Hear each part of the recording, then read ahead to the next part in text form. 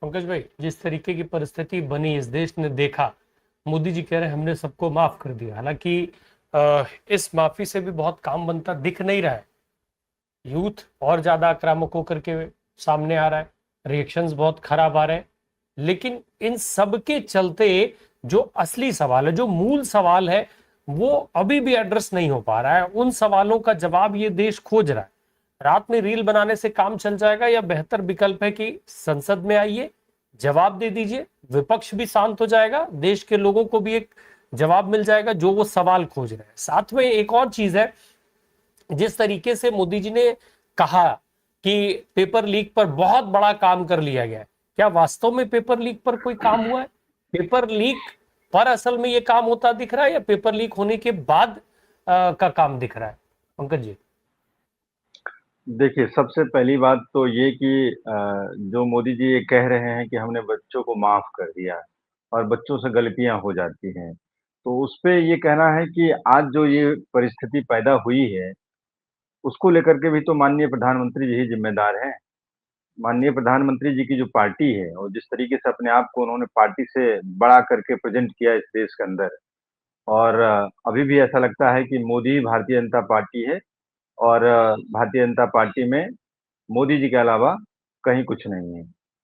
तो जब इस तरीके से आप बड़ी लकीर खींचते हैं और आपके तमाम नीचे आपके काम करने वाले जितने पार्टी वर्कर हैं, नेता हैं, वो तमाम लोग भद्दी-भद्दी गालियाँ बोलते हैं और अभी हाल-फिलहाल में हमने देखा गाज़ियाबाद के जो एक नेता हैं भारतीय जनता पार्टी के, उन्होंने किस तरीके से बच्चे को जलील किया, मारा, पीटा, गालियाँ दी।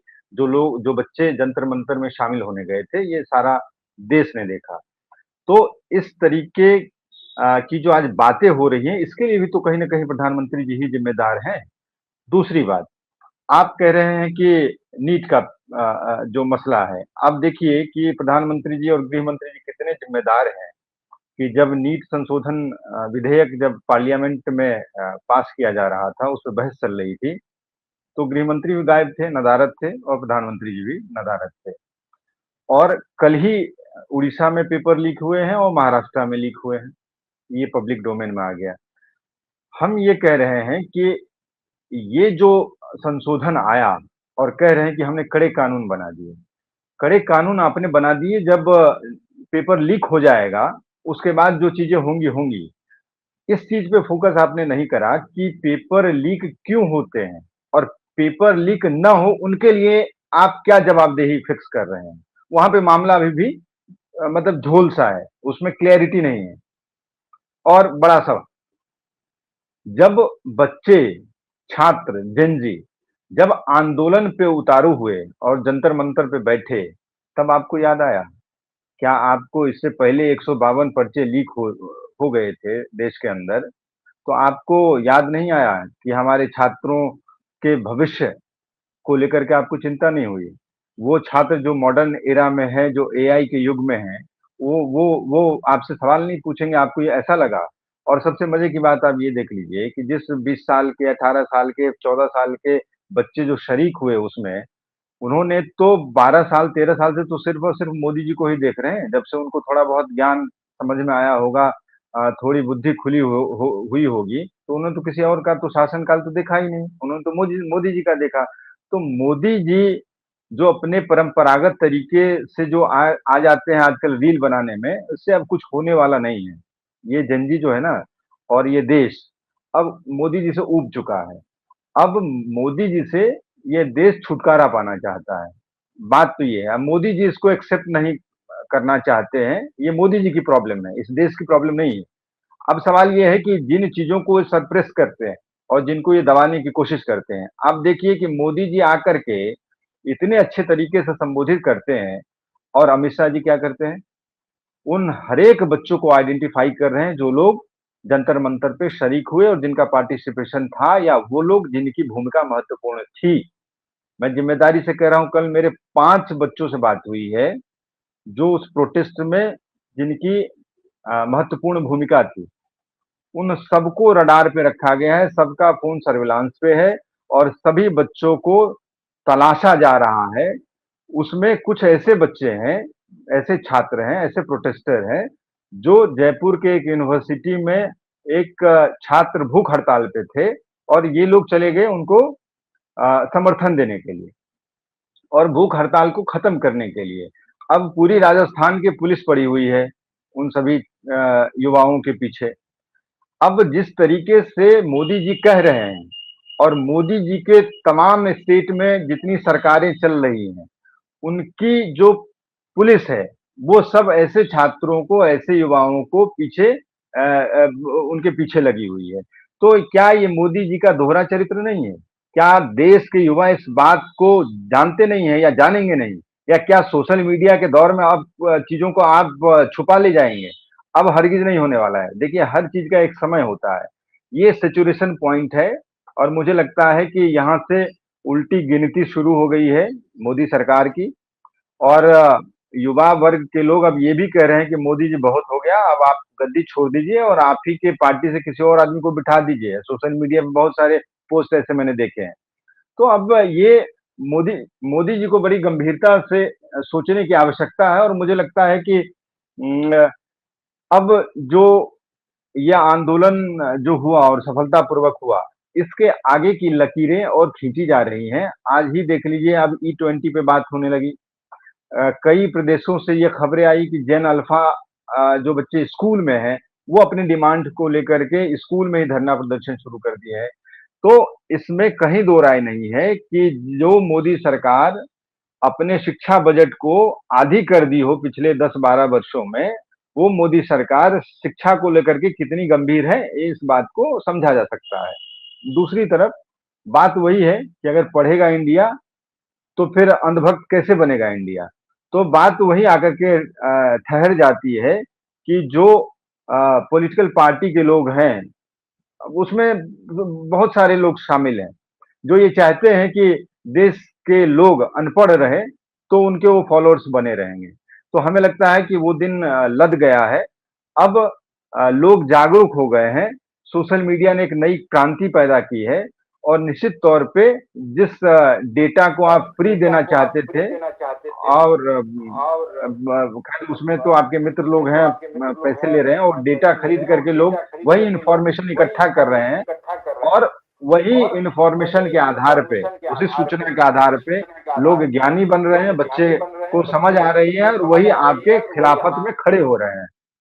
तो ये समझिए ये चीजें रुकने वाली नहीं है और मुझे ऐसा लगता है कि आने वाले समय में मोदी सरकार के लिए और प्रॉब्लम खड़े होने वाले हैं और निश्चित तौर पे अलग-अलग ऐसे इश्यूज हैं जो आज तक दबाए जाते रहे हैं, उन सब मुद्दों को उठाया जाएगा धीरे-धीरे, धीरे-धीरे और मुझे लगता है कि चुनाव आते-आते आप देखेंगे इतनी जबरदस्त एंटी इनकम्बेंसी खड़ी हो जाएगी देश के अंदर कि इस सरकार को कोई बचा नहीं पाएगा। इसलिए मोदी जी को अपने दोहरे चरित्र से बचना चाहिए और वही करना चाहिए जो वो बोल रहे हैं। ऐसा ना हो कि बोल कुछ और रहे हैं और कर कुछ और रहे हैं और कथनी करनी में जब फ़र्क होगा, तो निश्चित तौर पे जो छात्र हैं वो और आग बबूला होंगे और उससे कोई फ़ायदा नहीं होगा, अलबत्ता और नुकसान ही होगा। हमारा ये कहना है। भाई जो डर बनाया गया था इतने सालों में एजेंसी से लेकर के और हर चीज का इस्तेमाल करके एक अलग तरीके का माहौल बनाया गया था, वो पूरा तिलिस्म अब टूट चुका है, पूरा डर खत्म हो गया है और ये इस डर को खत्म करने की पूरी जिम्मेदारी भी यही दो महानुभाव के को उठाना चाहिए। निश्चित तौर पे सही कह रहे हैं आप। जो एक डर था, जो एक माहौल ऐसा देश के अंदर बना हुआ था कि जो भी आवाज़ मोदी जी के खिलाफ या उनकी सरकार के खिलाफ कोई उठाता था, तो उनके यहाँ सीबीआई, ईडी, इनकम टैक्स और तमाम एजेंसी पहुँच जाती थी और इसके मारे लोग चुप हो जाते थे। एक छत्र इनका राज रहा और जो कुछ भी हुआ, वो देश ने देखा, जाना है, भोगा है, समझा है। इस जेन ज़ी प्रोटेस्ट के बाद ये जो कॉकरोच का प्रोटेस्ट हुआ है इसके बाद ये सारे भरम टूट गए हैं। लोग बोलने लगे हैं इस लुटियंस की दिल्ली में जहां आदमी बोलते नहीं थे, वो प्रेस क्लब जहां पे लोग स्वच्छंद होकर के बातें करते थे, करते रहे हैं, वहां भी एक तरीके का एक अंकुश था। तो आप समझिए कि किस लेवल पे ये चीजें हो रही थी।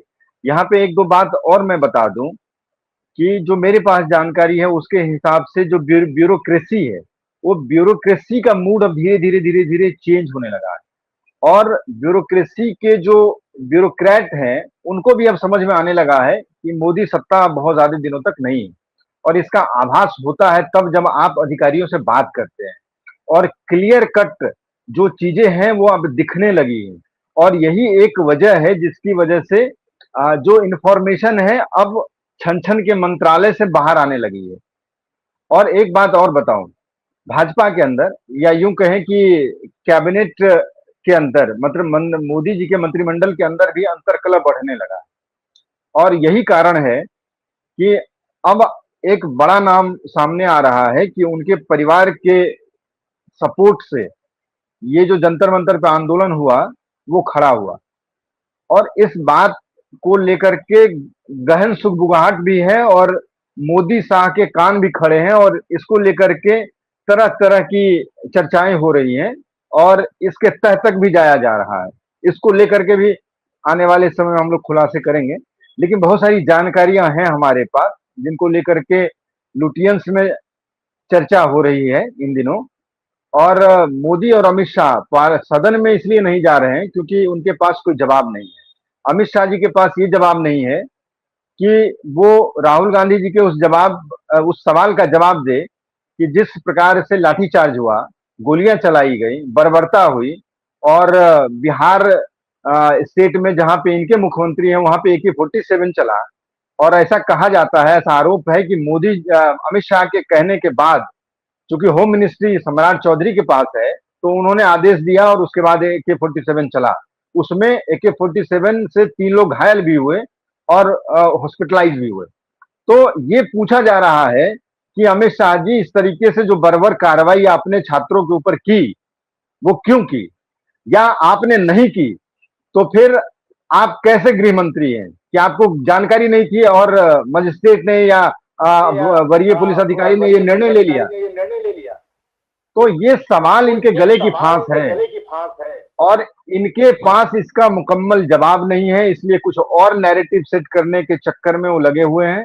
और मुझे पुख्ता जानकारी है कि कुछ अंदर से कुछ जानकारियों को जुटाया जा रहा है, कुछ लोगों के ऊपर प्रेशर दिया जा रहा है। और आप देखिए जो एडिशनल DCP हैं, जो सुमित झा जिन्होंने रिजाइन किया है, उन्होंने कितने संगीन आरोप लगाए हैं जो सोशल मीडिया पे घूम रहा है। तो कभी और कार्यक्रम करिएगा तो हम सुमित झा से हमारी व्यक्तिगत है जान पहचान, तो मैं उनसे पूछूंगा कि भाई क्या कारण था कि आपने इस्तीफा दे दिया। तो इन विषयों पे हम चर्चा करेंगे।